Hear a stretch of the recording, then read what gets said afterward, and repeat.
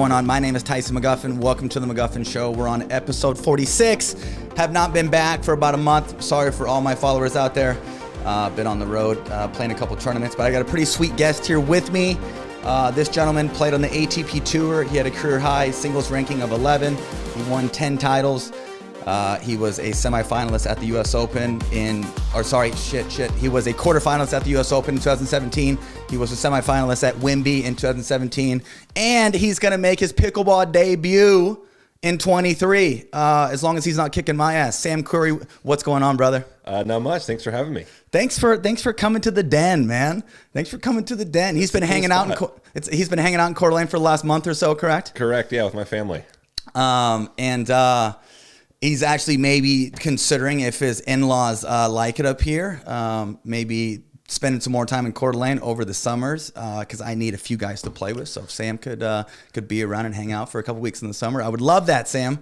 Anyhow, Sam, tell us your story, brother.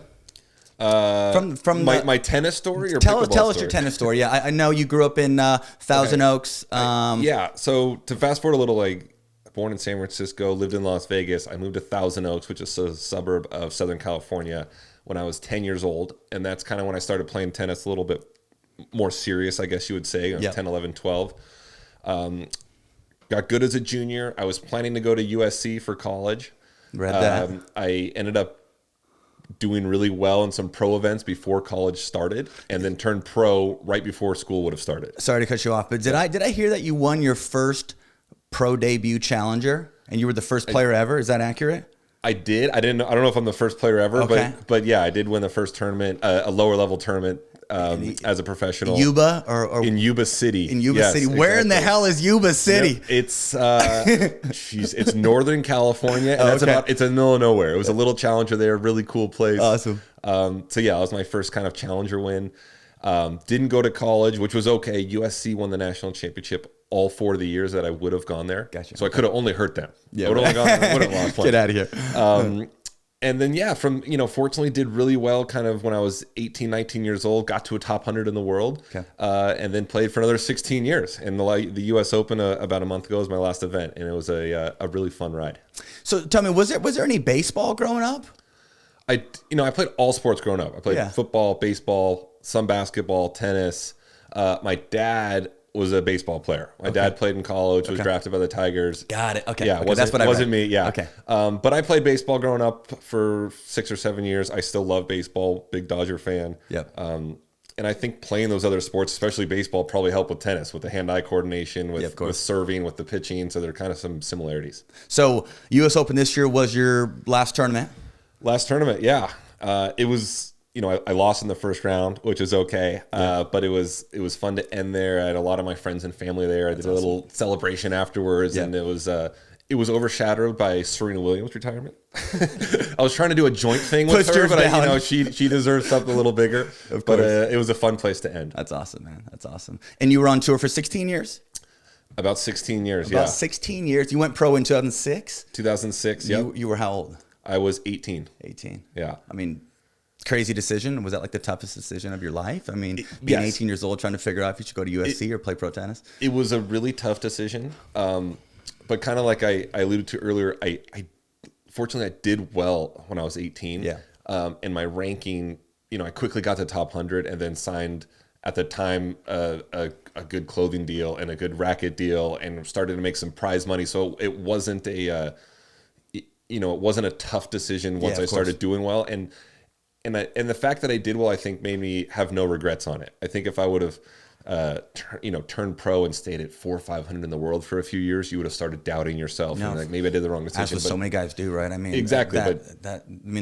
Those progressions, it seems like I have no idea, but I obviously played college tennis and I could hang with guys top 1,000 in the world, but just seeing the level of layers, like there's, top 1,000 is one level, top 800, top 6. I mean, it just gets deeper and deeper and deeper. And it's harder to, I feel like the longer you're playing futures and challengers and the longer you're ranked 300, 400, 500, the harder it is. You don't see guys at 26, 27 break into the top 100 too often. For sure. See them do it when they're 19 years old and they stay there. Right. So Davidenko, didn't Davidenko play challengers for 6 or 7 years or 8. I mean, He could. There's some outliers. Right. Sure. He's obviously one of the few. The Russian pit bull. Yeah, he was good. The Russian pit bull. I mean, the guy did not miss a ball. He was ranked 3 in the world for 4 years, and he's like 6 foot, skinny. He was bald by the time he was like 23. Redirects pace, takes the ball early. Could go forehand to forehand, backhand to backhand with anyone in the world. Yeah, sick. Yeah. So your first racket deal was Babylon? My first racket deal was Prince back in the day. Okay. Played with them for 3 or 4 years, and then I've played with Babolat the last 12 years of my career. Thumping that serve and thumping that forehand. Yeah, and they've been awesome. It's a very popular racket. I mean, of course, a ton of guys use it, and they've been a great partner. For sure. What was the biggest serve you've ever hit? It was 144 miles an hour at the Indianapolis tournament in 2009. You don't always have radar guns. You only had radar guns if you're playing on the center court. So there's a lot of times where me or other guys, you would have hit harder serves on outside courts, but there's no radar gun. Yeah, right, true. My fastest one that was clocked was 144. And a lot of times at the Davis Cup when you played home ties, we always felt like the gun was juiced a little bit to kind of hype the guys up. Funny. You know, we have guys on our team who normally didn't hit serves that hard. You're like, whoa, that's awesome. Whoever's hitting the serve 138 today. That's awesome, man. So I mean, tell me what's more memorable, playing Grand Slams or playing Davis Cup? Like what has more meaning to you? They both had a ton of meaning. Grand Slams. I mean, Wimbledon's always been my favorite tournament. U.S. Open's always been great. Davis Cup's been an amazing part of my career and so fun to play. But a lot of times that was like once a year. Yeah, no, for sure. Or sometimes the Davis Cup format now is different. You just play one team event at the end of the year. Where the Grand Slams, you got 4 a year, and I think for me, and I think almost every player, you'd rather win a Grand Slam than the Davis Cup. Okay. So your top boys on tour, you buddies with Tommy Paul and Riley and dudes like that, or I mean, yeah. So John Isner and Steve Johnson are two. We were all groomsmen in each other's weddings. Oh, sweet. Okay. Very close. Very close with the Bryan brothers, with Marty Fish, James Blake, and then the younger guys that you just talked about, Riley Opelka, Tommy Paul, Taylor Fritz, Francis Tiafoe. They're all awesome guys. We're all buddies. They're almost 10 years younger than me, and they're good too. I mean, all those guys are ranked between like 15 and 35 in the world. So many good Americans now. It's deeper for sure. It's really deep, and hopefully now that Roger's kind of done, Rafa and Novak, they've got to be done soon. I don't know. They keep going, but hopefully some of those guys can win some Grand Slams. Yeah, no, for sure. So I was reading online. And apparently, like early on in your career, you had some buddies that would show up, or you had a fan club. It was called the Samurai Club. Tell us what that Samurai Club means, or what is it? It was like my best friends from high school. That's perfect. Yeah, there used to be a tournament in Los Angeles, and then we had the tournament out in Indian Wells. So it was all local. So it was all local. So the guys could like come watch the tournaments, and they would take their shirts off, write Samurai. And they were entertaining, man. They would bring instruments in and go crazy during points, changeovers. They once came to the Indianapolis tournament back, and they flew them out to watch. They come to the U.S. Open, but once they kind of graduated college and got jobs, that kind of ended. They had to move on with their life. Time to get a life. So, best atmosphere in tennis? Would you say Grand Slam or Davis Cup? It's tough, right? It's a tie, yeah. I mean, U.S. Open as an American, especially when you play some night matches, it's incredible. Right, you don't get that anywhere else. Sure. But Davis Cup, especially some away matches at Davis Cup. Not that U.S. fans aren't great, but when you play something like soccer game, European soccer, South America, there's some rowdy fans, and they're not cheering for you, but it's a cool atmosphere and a cool environment to be in. That's cool. So who was the Davis Cup coach when you played? Courier?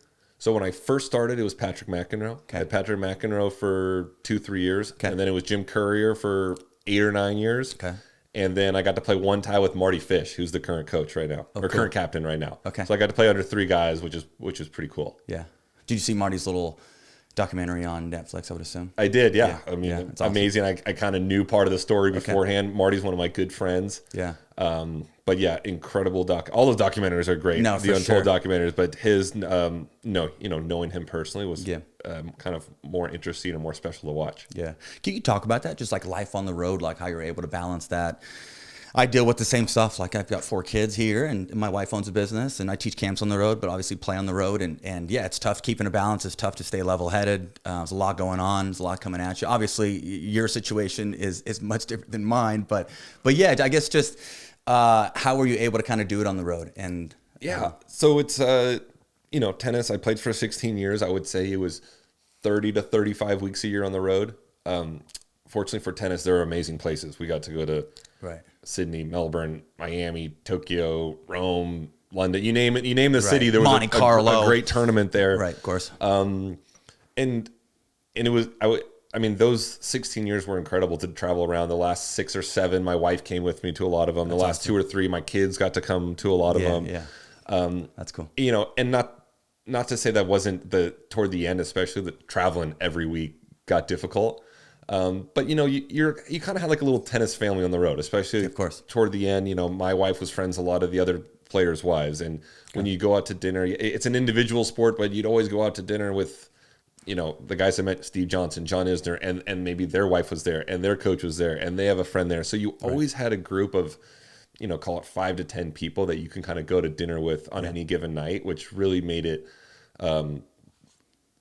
better and more bearable that you weren't just traveling around by yourself all the time. So you always had like a family and a group to hang out with. Yep. And so when you traveled, you had your physio, you have your coach. How many people kind of come in your basically camp? Yeah, I kind of had a physio, a coach, and then my wife. For the most part, it would kind of be the 4 of us traveling around. Occasionally my wife wouldn't come. She came to all the tournaments early on, identified which places she liked, and then after that, like smart lady, she would go to those tournaments.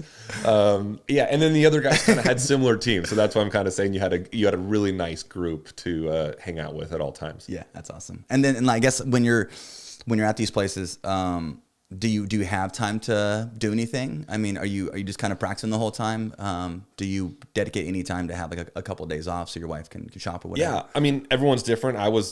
I enjoy the cities. I love doing the touristy things, go to fun restaurants, try to go to, if I was in the U.S., try to go to a baseball game. If you're in Australia, maybe take in a cricket game. So I got to do all those things. A lot of times, if you went to Rome and, it might be the 10th or 11th time you've been there, and you might have a buddy there like, hey, you want to go see the Colosseum? You're like, well, I've been there like 4 or 5 times. This is my 10th time. I don't anymore. But yeah, I always made a point, and my wife was great with that too. And even the other guys I hung out with, we always wanted to kind of walk around and check out the city and see what there was kind of to offer. Okay, tell me this last tennis question. I promise. Okay. What was the biggest payout? Was that Wimby? Biggest single payout was Wimby, the semifinals in 2017. You could go back and look at the fact sheet. It's public info. I want to say it was about $800,000. Boom. Yeah. Love it. And so, not to talk about your first round loss at U.S. Open, but if you lose first round at U.S. Open this year, you're guaranteed what, 80? You got 80,000. Yeah, God, that's nice. But I will say you got the 80, but it's kind of a body of work. The guys that you had to be top 104 in the world to get into the U.S. Open. Okay. So you had to put a lot of work in prior to that for these guys in order to get that. A lot of people always kind of have that reaction, $80,000 but it's not like you just were... You paid your freaking dues. Yeah, you didn't win a lottery, just were popped into the U.S. Open. Yeah, you paid your dues. But it is great. I think the first year I played it in 2006, again, we can go back and look. Was it 10? I bet it was probably $12,000. Okay. So the Grand Slam prize money's gone up a lot. Yeah. My biggest payout, because I'm sure you're wondering, is about 5. 5? So, okay. I mean, come on, it's huge. As long as it's on the right trajectory upward. but something that we have in our industry is that sponsors match. I would assume Fila and Babolat is not matching that 800. I did not get $800,000 from each of them. There were some bonuses, but I wish it was the match. Yeah, of course. So yeah, something we have going for us, and I would assume those matches will go away once the prize money goes up, right? But, I would think so.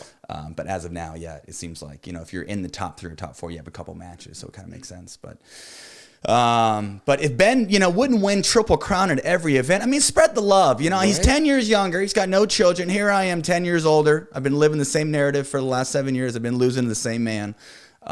Give me some love. I mean, come on. No, Look, he's the guy. He's separated himself. The guy. From the guy. rest. No, He the is guy's so a complete good. legend. No, he. And I don't know if you watched the men's final from this last weekend, but Ryan, Matt had beaten the Johns boys previously. I don't know if you follow pickleball. I do. I'm starting to more and more. Okay.